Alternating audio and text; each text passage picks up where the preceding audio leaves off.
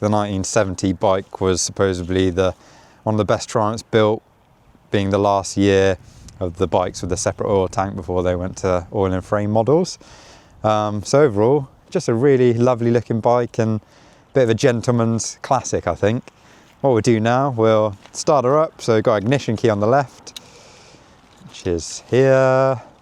And we've got a choke here, which it needs to be loose cable, which is this way to be on. Got a tap on the left hand side, and there's a tap on the right hand side. One's a reserve, it's usually the left hand one. We have a little tickle now. Here's the tickler on the carb. Okay, stone cold, hasn't been started for 3 days, I don't think. So we'll give her a kick, see what happens. See how easy or hard it is to start. Oh, look at that, easy.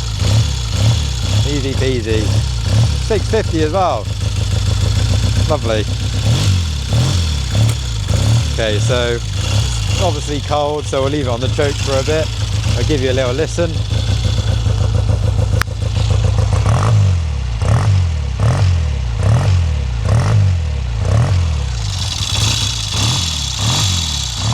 So the engine's about as quiet as a Triumph engine should be. They're not the quietest engine, but this one sounds really nice and smooth, and it picks up well and sounds fantastic. That iconic British twin sound.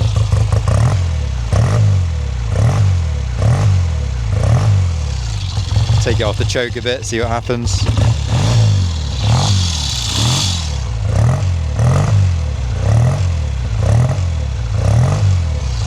There we are, put our lights on, lights work.